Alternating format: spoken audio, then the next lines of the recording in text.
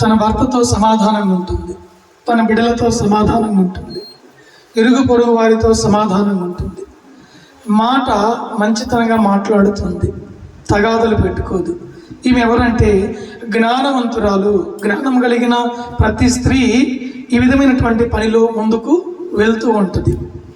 అంటే మాటలో కానీ, తెలివిలో కానీ, సంపాదనలో కానీ, గౌరవించే విషయంలో కానీ, వినయం చూపించే విషయంలో కానీ, కుమారులను చూసుకునే విషయంలో కానీ, కుమార్తెలను చూసుకునే విషయంలో కానీ, తన బిడ్డలను పెంచుకొని అభివృద్ధి చేసే విషయంలో కానీ జ్ఞానవంతురాలు చాలా చాకచక్యముగా ఆ కుటుంబాన్ని కట్టుకుంటుంది. మూఢురాలైతే తన ఇంటిని ఊడబెరుకును. అంటే వేసిన కప్పును ఊడబెరగడం కాదండి, తన ఇంటిని చిన్న భిన్నాలుగా చేస్తుంటుంది.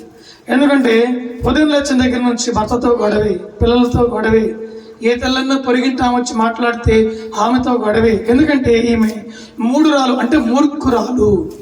ఇలాంటి ఆలోచన ఉండకూడదని వాక్యం తెలియపరుస్తుంది, దేవుడు తెలియపరుస్తున్నాడు. ఈ మూర్ఖత్వం ఎప్పుడెప్పుడు నీకు పని చేయాలంటే ఎప్పటికీ పని చేయకూడదు. నీవు జ్ఞానం కలిగిన స్త్రీగానే నడుచుకోవాలి. దేవుని నామానికి మహిమ కలుగును కాక. హల్లెలూయా. ఈ మధ్యకాలంలో ఒక్క మాట విన్నా నేను. తన భర్త అంట భార్యకి తెలియకుండా మరొక ఆమెతో సహవాసం కలిగి ఉద్యోగానికి వెళ్ళి ఉన్నాడంట. ఉండి భార్యకి తెలియదు. మొత్తానికి అట్లా ఇన్ఫర్మేషన్ తీసుకుంది భార్య. తీసుకునే వరకు భర్త చేసేటువంటి పని తెలిసింది. దీన్ని ఎలా డీల్ చేయాలి అని చెప్పి చాలా జ్ఞానంగా ఆలోచన చేసింది. చేసి అమ్మా సరే ఆమె దగ్గరికి వెళ్ళి కలుస్తానని చెప్పి నేరుగా ఆమె దగ్గరికి వెళ్ళింది. గొడవ ఏం పెట్టుకోలేదు. నీ పేరు, ఊరు అడిగింది, చెప్పింది. భర్త ఉన్నాడు, పిల్లలు ఉన్నారు. Okay right. నీది కూడా కుటుంబం ఉంది కదా? ఉందమ్మా. ఉద్యోగం ఉందా? ఉంది. రైట్. నీకు ఎవరైనా పరిచయం ఉన్నారు. ఎవరతను? పలానతనే నా భర్త. గొడవ ఏం లేదు, చాకచక్యంగా సులువుగా. అంటే నీ మాట మంచితనం అయితే ఎదుటి స్త్రీ మనసు మారిపోద్ది, ఎదుటి ఉన్న పురుషుని మనసు మారిపోద్ది. నీ మాటే మంచితనం. అదే వంకరగా మాట్లాడితే వంకరగానే సమాధానం వచ్చింది, చక్కగా మాట్లాడితే మంచి సమాధానం వచ్చింది. అప్పుడు ఆమె నేనేం చేయమంటామంది. నాకు 3 బిడ్డలు ఉన్నారు, నా భర్త అన్నాడు. ఆయన సంపాదన రూపాయి నా చేతికి రావట్లేదు, అయినా నేను బాధపడలేదు. నో ప్రాబ్లం, ఎవరికి పెడుతున్నాడో నాకు సంబంధం లేదు. ఆయన ఆరోగ్యంగా ఉండటమే నేను కోరుకున్నా. ఒక్కటి, నాకు భర్త నీకేమవుతాడు అని అడిగింది. అది నా మాట చెప్పలేను, నువ్వే చెప్పమంది కదా.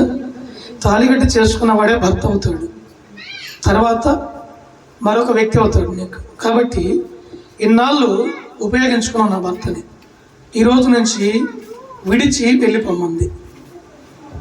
అసలు ఆ ఆఫీసులో నన్ను ఉద్యోగం మానేసినంత కన్నీళ్ళు వచ్చేసింది. అడిగి ఆమెకి, అమ్మా నాకు 3 పిల్లలు ఉన్నారు, నా భర్త దేవుడితో సమానం, భర్త లేని దాన్ని అయితే నేను ఇదివరాలను అవుతా, నాకు ఆ అపనింద వద్దు.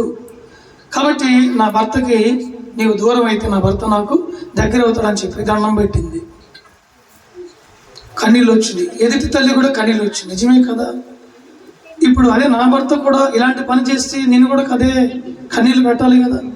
ఎదుటి స్త్రీ కాడికి వెళ్ళి నేను కూడా దండం పెట్టాలి కదా అనుకొని ఆమె అసలు ఆఫీసులో ఉద్యోగం మానేసి అతన్ని విడిచి వెళ్ళింది.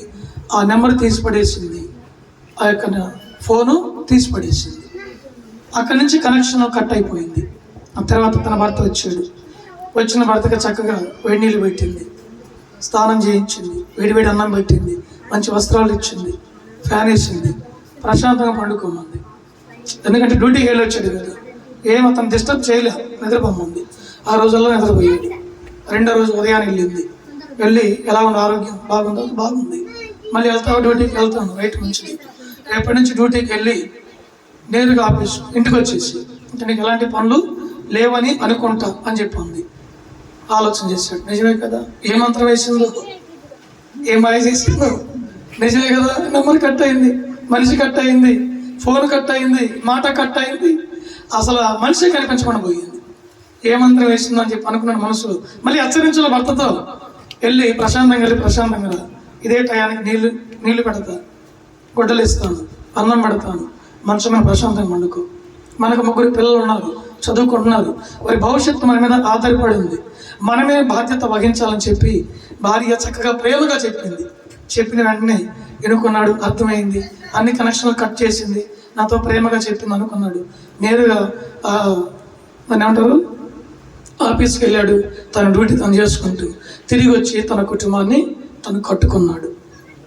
ఈమె జ్ఞానవంతురాలు.